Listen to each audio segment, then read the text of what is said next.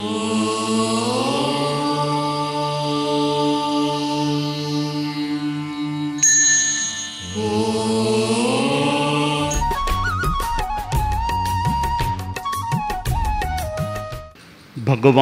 ऋषभ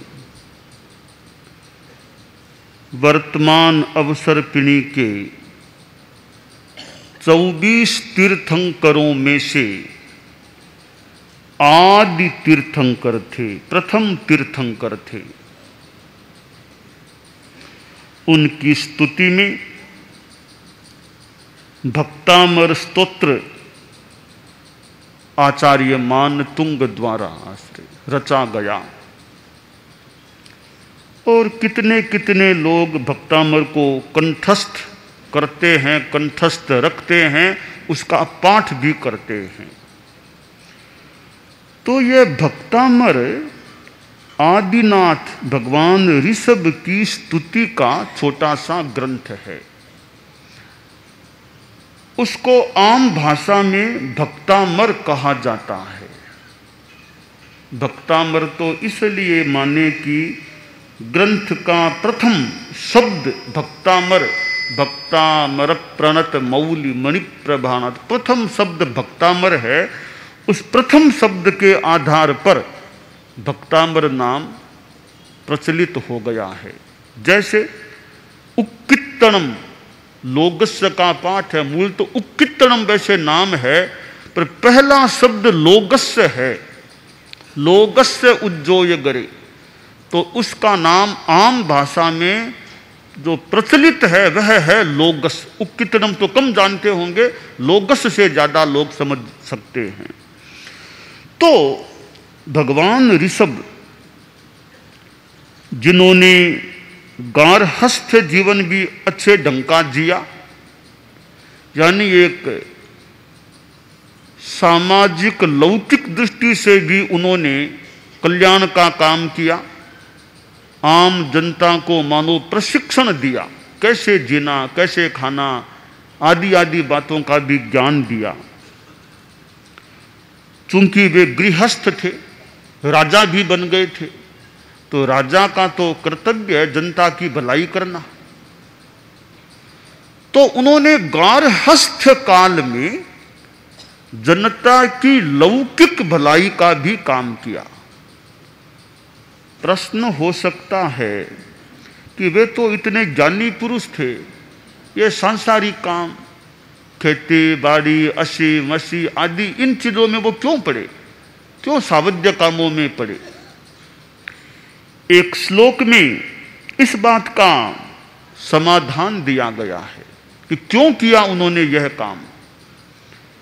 एतच्च सर्व सावध्यमपि लोकानुकंपया स्वामी प्रवर्तयामास जानन कर्तव्य मात्मन है।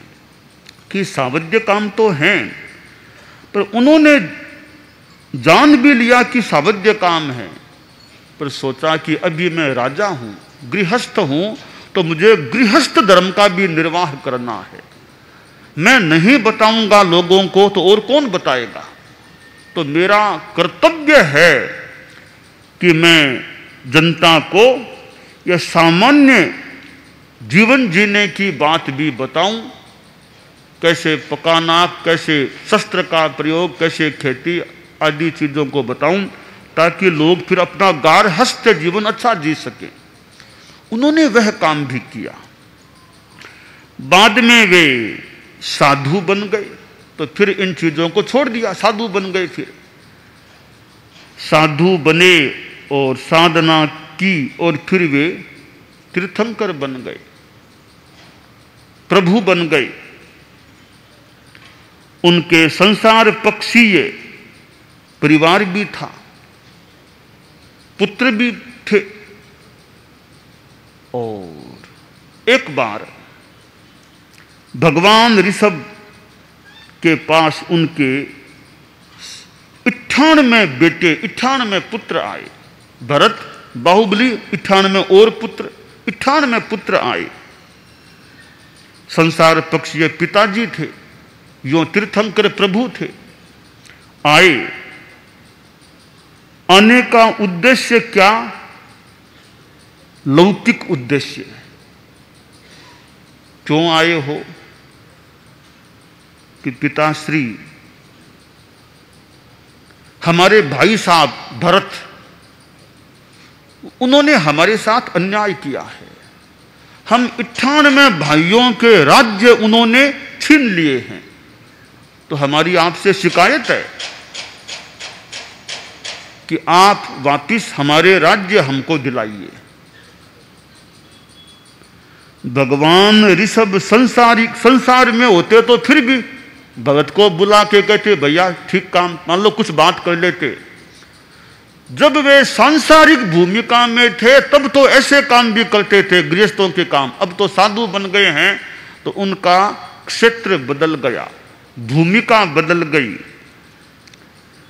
तो भगवान ऋषभ ने कहा, देखो अब जो राज्य तुम मांग रहे हो उन राज्यों को दिलाना तो मेरे कार्य क्षेत्र की सीमा में नहीं है।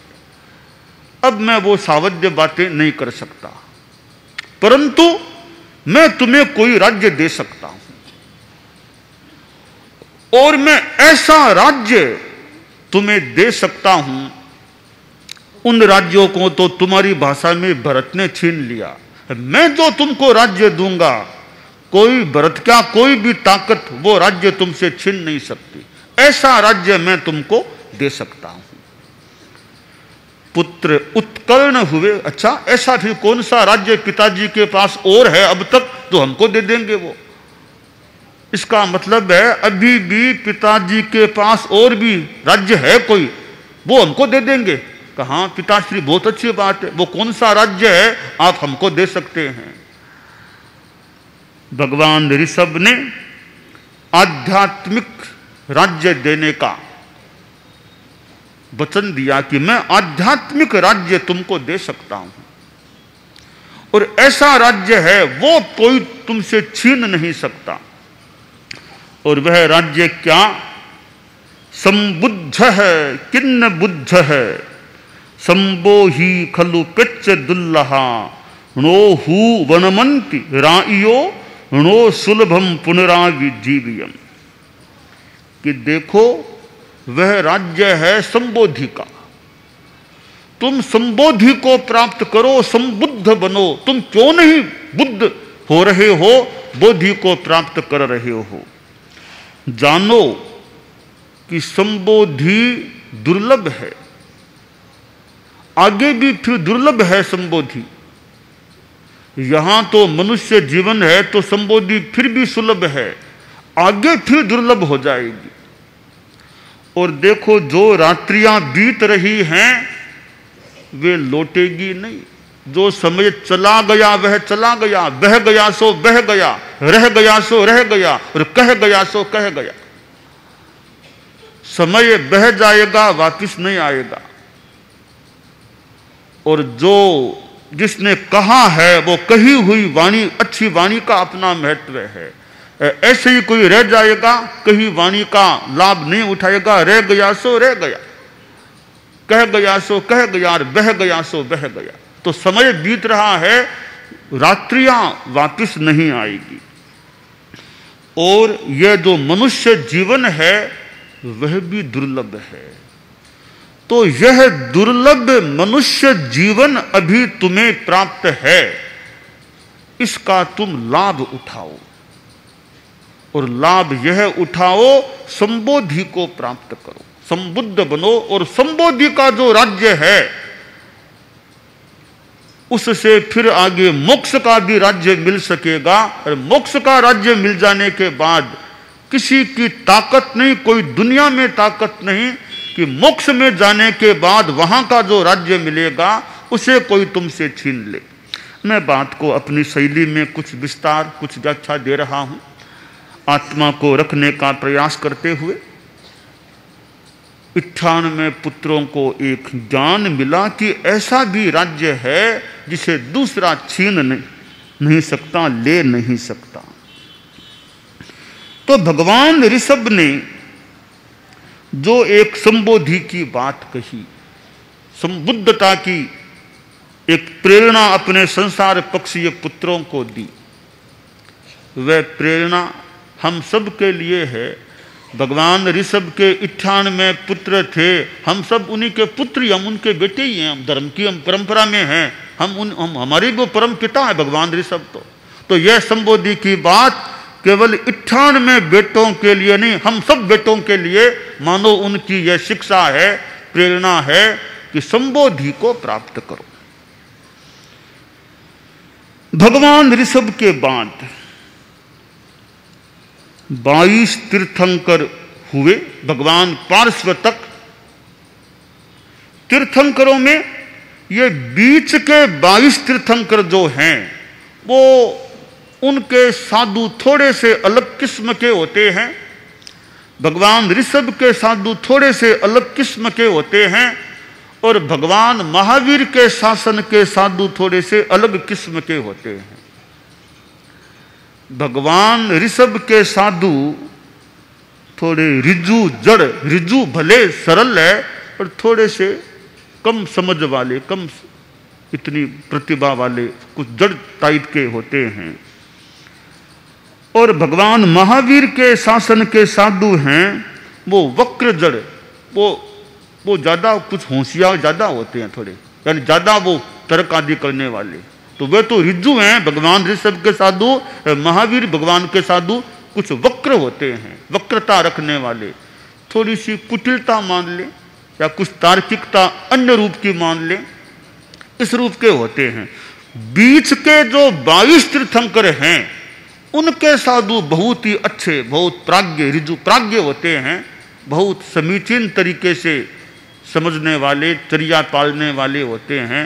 तो 22 तीर्थंकरों के साधु थोड़े से अलग किस्म के होते हैं, उनके थोड़े अलग विधि विधान। और भगवान महावीर के शासन के, हम लोग भी भगवान महावीर के ही हैं। भगवान महावीर थे, उन्होंने भी गार्हस्थ्य को छोड़ा। वैसे सांसारिकता में रहे और युवा अवस्था में वे साधु बने, प्रवृत्जा को स्वीकार किया। लगभग 12.5 वर्षों तक उन्होंने विशेष साधना की और लगभग 12.5 वर्षों की साधना की संपन्नता हुई और उन्हें केवल ज्ञान प्राप्त हो गया। फिर देशना भी दी, फिर वो यानी तीर्थंकर भी बन गए। तीर्थंकर बनने के बाद तो परिवार भी बढ़ता है, परिवार होता है। तो भगवान महावीर का भी धर्म परिवार हुआ, शिष्य शिष्याएं हुए, दीक्षाएं हुई, गणधर भी हुए। अब शिष्य शिष्याएं होते हैं तो सारे शिष्य एक समान हो यह तो कहना मुश्किल है, तारतम्य हो सकता है। कोई अवस्था में भी कोई छोटा, कोई बाल, कोई युवा, कोई प्रौढ़, कोई वृद्ध, और ज्ञान में भी न्यूनाधिकता हो सकती है, साधना में भी नैयुन्य और आधिक्य हो सकता है। तो हजारों उनके साधु शिष्य रूप में थे, 14,000 यों साधु, 36,000 साधुओं की बात आती है। तो शिष्य संपदा भी थी। भगवान महावीर अपने तीर्थंकर काल में एक बार राजगृह पधारे। राजगृह तो मानो कि भगवान महावीर का कृपा पात्र क्षेत्र था, कृपा पात्र क्षेत्र। कितना प्रवास उन्होंने राजगृह में किया था। राजगृह पधारे तो वहां भी राजगृह में प्रवचन भी हुआ और प्रवचन में लोग संभागी भी बनते हैं। और एक शिष्य मुनि मेघ, दीक्षाएं भी जगह जगह होती हैं। एक राजकुमार मेघ भी दीक्षित हो गया था और दीक्षित हुआ पर उसके साथ कोई घटना घट गई दीक्षित होने के बाद, और ऐसी घटना घटी कि भगवान महावीर ने उस मुनि को संबोध दिया, फिर प्रतिबोध संबोध दिया।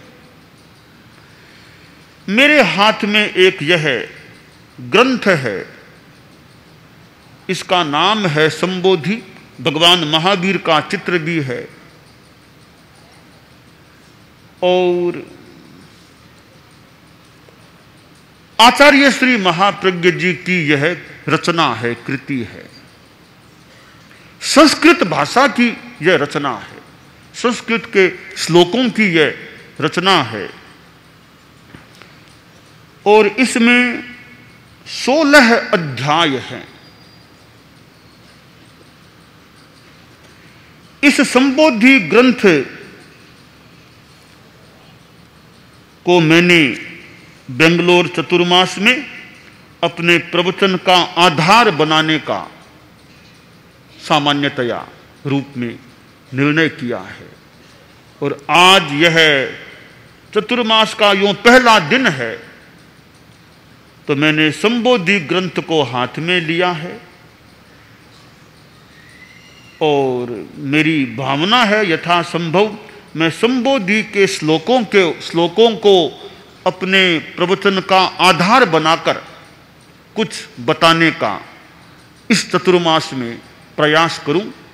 परम पूज्य आचार्य महाप्रज्ञ जी की जन्म शताब्दी का वर्ष है, उनकी यह कृति है, तो मैं भगवान महावीर का भी स्मरण कर और परम पूज्य आचार्य श्री महाप्रज्ञ जी गुरुदेव का श्रद्धा के साथ स्मरण कर मैं संबोधि का यह व्याख्यान वक्तव्य प्रवचन प्रथम श्लोक के साथ प्रारंभ करने जा रहा हूं। तो संबोधि का पहला अध्याय, जिसका नाम स्थिरीकरण आश्रय, उसका पहला श्लोक है, वह है ऐं ओम स्वर भूर भुवस्त्रय्यास्त्राता तीर्थंकरो महान वर्धमानो वर्धमानो ज्ञान दर्शन संपदा। यह पहला श्लोक संबोधि का है, और यह संबोधि का स्थिरीकरण अध्याय है, और पहला श्लोक 2 अभी मैंने पढ़ा है, वो पहला श्लोक यहां सबसे पहले दिया हुआ है। यह एक श्लोक है, पर एक श्लोक में भी अनेक ज्ञान की बातें प्रस्तुत हो गई हैं। जहां इस श्लोक में मंगलमय बीज मंत्र भी दिए गए, ऐं ओम, एक बीज मंत्र ऐं ओम, ऐं भी आता है, ओम भी आता है, और आचार्य श्री महाप्रज्ञ जी कुछ मंत्रों के भी जाता थे, प्रयोक्ता भी थे, और चूंकि यह संस्कृत का ग्रंथ है, तो संस्कृत ग्रंथ का मानो मंगलमय प्रारंभ उन्होंने मंगलमय बीज मंत्र से किया है। जैसे प्रारंभ में मंगलाचरण की बात होती है, आपने देखा होगा कभी बड़े बड़े कार्यक्रम सबसे पहले कि मंगलाचरण होगा, वो कोई संस्कृत के कोई ऐसी गीतिका आदि से कार्यक्रम का मंगलाचरण होता है। एक मंगल के प्रारंभ में मंगल से प्रारंभ करें हम। आचार्य श्री महाप्रज्ञ जी ने इस संबोधि ग्रंथ का प्रारंभ भी मानो मंगल मंत्र से किया है। एकदम शुरू में शुरुआत ऐं ओम, मंगल की बात पहले आ गई। ओम तो एक ऐसा एक शब्द है, ओम है, अक्षर कह दें, शब्द कह दें, जिसमें जैन धर्म के अनुसार पंच परमेष्ठी समाविष्ट हो जाती है एक ओम में। और 10 रीर्याचार्योपाध्याय मुनीना माध्याक्षर रूपम मंगलार्थम ग्रंथस्यादौ प्रणिधेयम। ओम में पंच परमेष्ठी समाविष्ट है। कैसे है देखिए, अरहत, सिद्ध, आचार्य, उपाध्याय, मुनि, 5 ये परमेष्ठी हैं। अरहत का ए ले लो, पहला अक्षर क्या है? ए। सिद्ध का एक नाम है अशरीरी, जिनके शरीर नहीं, अशरीरी। तो ए अरहतकार ए शरीरी का ए दोनों को मिलाओ, संधि करो तो ए मिलकर के आ बनता है। यह विधान है व्याकरण का। ए की संधि करो, मिलाओ तो आ बन जाता है। तीसरा है आचार्य, तो आ में फिर आ मिलाओ तो आ में आ मिलाने से आ का आ ही होता है। पानी में पानी तो पानी रहेगा, दूध में दूध दूध ही रहेगा, तो आ में आ का आ ही रहेगा, तो वापिस आ का आ रह गया, आ मिल गया। एक तो आ वो अरहत अशरीरी का, दूसरा आ आचार्य का, दोनों आ मिल गए, यानी अरहत सिद्ध आचार्य तीन इसमें आ गए। अब चौथा उपाध्याय, तो ऊ को मिलाओ, तो यह विधान है व्याकरण का। आ और ऊ मिलने से ओ बनता है, आ ऊ का मिलना एक बनेगा ओ। है पांचवा मुनि, मुनि का आधा, पहला है आधा में, तो ओम, ओम बन गया। तो इस एक ओम में पंच परमेष्ठी जैन धर्म के हिसाब से समाविष्ट हो जाती है। तो मानो आचार्य श्री ने इस ओम को प्रथम श्लोक में लेकर के पंच परमेष्ठी को भी इस श्लोक में, प्रारंभ में श्लोक में स्थापित कर दिया है।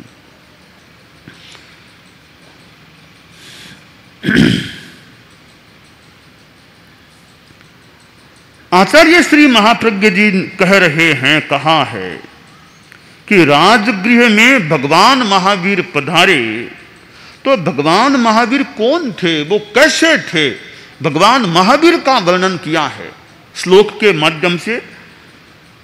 क्या वर्णन किया है कि भगवान महावीर त्राता थे, त्राणदाता थे। त्राणदाता किसके? केवल यहां के मनुष्यों के नहीं, वे स्वर भूर भुवस्त्रयास्त्राता, त्रिलोकी के त्राता थे। स्वर्ग, यह मनुष्य लोक, मध्य लोक और पाताल अधोलोक, तीनों लोकों के वे त्राता थे। तीनों लोकों के प्राणियों के वे त्राता थे। त्राता कैसे होता है आदमी का? त्रय्यास्त्राता, त्रय यानी तीन, स्वर्ग, मर्त्यलोक, पाताल, अधोलोक, इन तीनों के त्राता। त्राता कौन होता है? जो अहिंसक होता है। अहिंसक आदमी त्राता बन सकता है। तो भगवान महावीर तो अहिंसा की महामूर्ति थे, तो वे तो त्राता ऐसे ही बन गए। यानी किसी को न मारने वाले थे वो, न मनुष्यों को मारने वाले, न देवों को मारने वाले, न छोटे प्राणियों को मारने और न अधो पाताल के प्राणियों को मारने वाले। तो वे तो सबके रक्षक हो गए। किसी को नहीं मारने का वो तो एक संकल्प, क्या वो तो तन्मय बन गए थे, इसलिए वे त्राता थे। दूसरी बात है, वे त्राता कैसे? तीन लोक के प्राणियों को पापों से बचाने वाले थे, इसलिए वे त्राता थे। वे मनुष्यों को भी प्रेरणा देकर, प्रवचन देकर पाप से बचा लेते। देव भी उनकी वाणी को सुन लेते। और तो क्या, नरक लोक में भी जब तीर्थंकरों के ये कल्याणक होते हैं तो वहां भी एक आनंद की अनुभूति होती है। तो मानो वो दुखों से उनको त्राण देने वाले, एक आनंद देने वाले थे। तो दुखों से त्राता बन गए भगवान महावीर, पाताल के प्राणियों के भी, तो मनुष्यों के भी त्राता, देवों के भी त्राता, नारकीय जीवों को भी कुछ समय के लिए आनंद मिलता है तीर्थंकरों के संदर्भ में, उनके कल्याणक के संदर्भ में। तो उनको दुख से इस रूप में वे त्राण देने वाले होने से भी भगवान महावीर त्राता हो गए। तो वे थोड़े से प्राणियों के त्राता नहीं, एक तो अहिंसक थे इसलिए सबके त्राता, साथ में अपने प्रवचन आदि से वो औरों को त्राण देने वाले थे, इसलिए भी वे त्रिलोकी ना, त्रिलोकी के वे त्राता थे।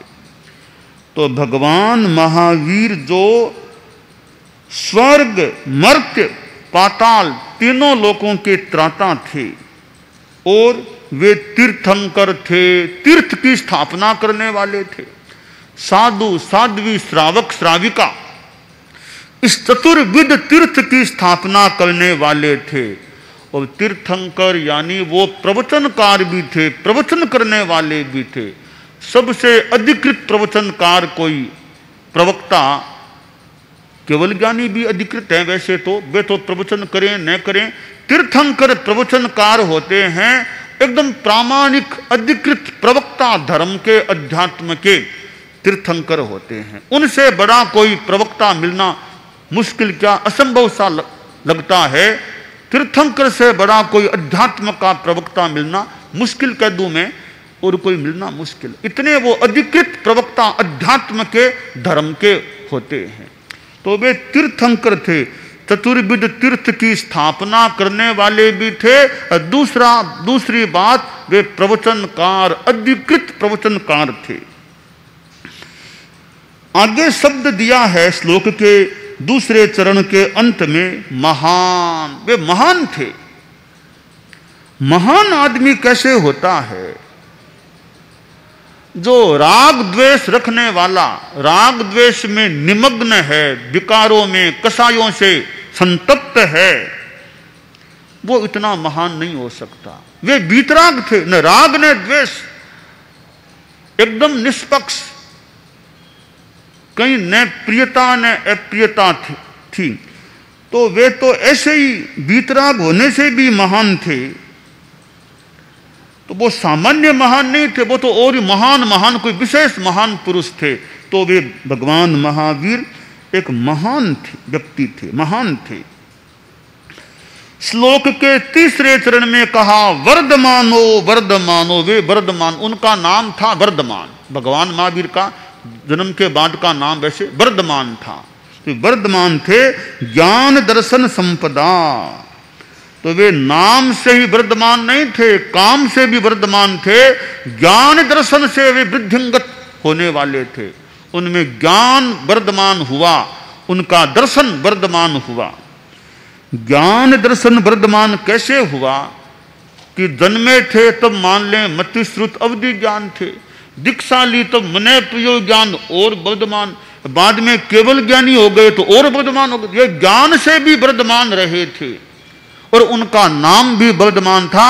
यथा नाम तथा गुण है, केवल नाम से ही वर्धमान नहीं, वे वस्तुतः गुणवत्ता से भी, अर्थ के रूप में भी वे अपने जीवन में वर्धमान बने थे। तो ज्ञान दर्शन की संपदा से वे वर्धमान थे।